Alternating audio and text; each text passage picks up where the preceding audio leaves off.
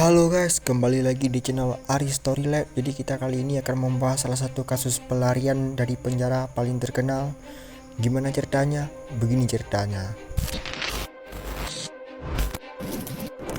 Bayangkan sebuah penjara yang dibangun bukan untuk menahan manusia, melainkan untuk mematahkan harapan.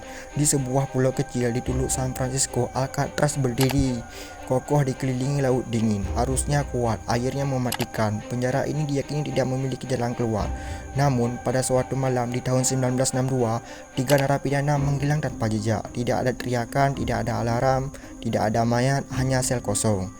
Dan sebuah misteri yang belum terjawab hingga hari ini. Inilah kisah pelarian paling terkenal dalam sejarah, pelarian Alcatraz. Alcatraz, penjara tanpa ampun. Alcatraz awalnya adalah benteng militer, namun pada tahun 1934 pemerintah Amerika mengubahnya menjadi penjara federal dengan keamanan tertinggi. Alcatraz bukan untuk penjahat biasa, yang dikirim di sini adalah narapidana pembangkang, pelaku pelarian berulang, dan tahanan yang tidak bisa dikendalikan. Satu aturan yang tak tertulis berlaku di Alcatraz: jika kamu dikirim ke sini, berarti negara sudah menyerah padamu. Sel sempit, disiplin ketat, gusingan yang mencekik, dan yang paling menakutkan adalah laut di sekelilingnya. Suhu air bisa membuat tubuh lumpuh dalam hitungan menit. Arus lautnya bisa menyeret manusia ke laut terbuka. Itulah sebabnya Alcatraz dijuluki penjara yang tidak mungkin ditinggalkan hidup-hidup. Frank Morris, otak di balik semuanya. Nama pria ini adalah Frank Lee Morris. Ia lahir pada tahun 1926 dan tumbuh tanpa keluarga yang stabil. Sejak remaja hidupnya diwarnai pencurian dan pelarian. Namun Frank bukan kriminal biasa. Ia dikenal cerdas, tenang, dan sabar. Tes kecerdasan di penjara menunjukkan bahwa IQ Frank jauh di atas rata-rata. Ia beberapa kali kabur dari penjara lain. Setiap kali tertangkap, keamanan tempat ia ditahan selalu dinaikkan. Hingga akhirnya pada tahun 1960, Frank Morris dikirim ke Alcatraz. Bagi pihak berwenang, ini adalah solusi terakhir. Bagi Frank Morris, ini adalah tantangan.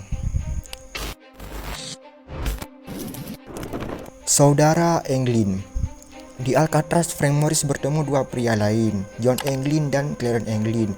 Mereka bersaudara, anak dari keluarga miskin di Florida. Sejak kecil hidup mereka dekat dengan air. Mereka terbiasa berenang di sungai dan di laut.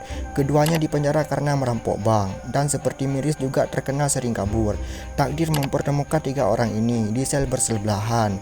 Tanpa mereka sadari, kombinasi kecerdasan, kesabaran, dan kemampuan berenang akan melahirkan rencana yang mengubah sejarah. Kelemahan Alcatraz. Setiap sel di Alcatraz memiliki ventilasi kecil di belakang wastafel. Ventilasi ini terbuat dari beton lama, lembab, rapuh karena usia. Frank Morris memperhatikannya setiap hari. Sedikit demi sedikit ia mengikis beton itu menggunakan sendok logam. Prosesnya sangat lambat, hanya bisa dilakukan malam hari. Untuk menyamarkan suara, Morris memainkan akordeon. Musik menutupi kikisan. John dan Clarence Englin melakukan hal yang sama di sel mereka. Pekerjaan itu berlangsung berbulan-bulan. Tak ada yang curiga, tak ada yang menyadari hingga akhirnya lubang itu cukup besar untuk melewati tubuh manusia. Bengkel rahasia. Lubang ventilasi membawa mereka ke lorong survei di atas sel. Di sanalah mereka membangun bengkel rahasia. Mereka mengumpulkan jas hujan bekas benang dan lem rakitan. Dari bahan sederhana itu, mereka membuat rakit, tiup, dan rompi pelampung. Segalanya disembunyikan dengan sangat rapi. Tak satu pun sipir menyadari bahwa di atas kepala mereka sebuah pelarian sedang dipersiapkan. Kepala palsu. Bagian paling cerdik dari rencana ini adalah kepala palsu. Dibuat dari sabun, pasta gigi, tisu, dan rambut asli dari tempat cukur penjara. Dalam cahaya redup, kepala ini terlihat sangat nyata. Fungsinya sederhana namun vital, menipu sipir saat pengecekan malam. Malam pelarian. Malam 11 Juni 1962, lampu dimatikan, penjara sunyi. Satu persatu, Morris, John Englin, dan Clarence Englin meletakkan kepala palsu di ranjang mereka. Mereka merangkak keluar melalui lubang ventilasi, naik ke atap, dan mengembangkan rakit. Sekitar pukul 11 malam, tiga pria itu mendorong rakit ke laut gelap, dan setelah itu mereka lenyap. Kegagalan Ellen Weiss. Sebenarnya ada orang keempat, Ellen Weiss. Ia ikut menggali lubang, namun belum cukup besar. Malam itu ia tertinggal. Pagi hari dialah yang membocorkan seluruh rencana kepada pihak penjara. Tanpa Ellen Weiss, dunia mungkin tak pernah tahu bagaimana pelarian itu dilakukan.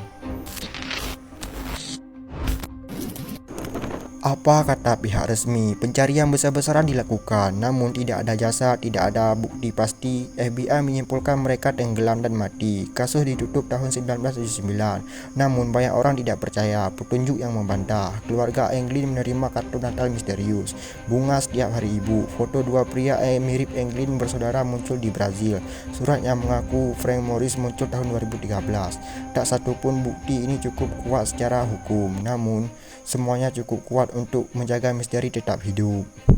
Alcatraz kini hanya museum, namun kisah ini masih menghantui dunia. Apakah mereka mati di laut atau hidup dengan identitas baru? Jawabannya mungkin telah tenggelam bersama waktu, atau mungkin masih hidup di suatu tempat, menyimpan rahasia terbesar dalam sejarah penjara.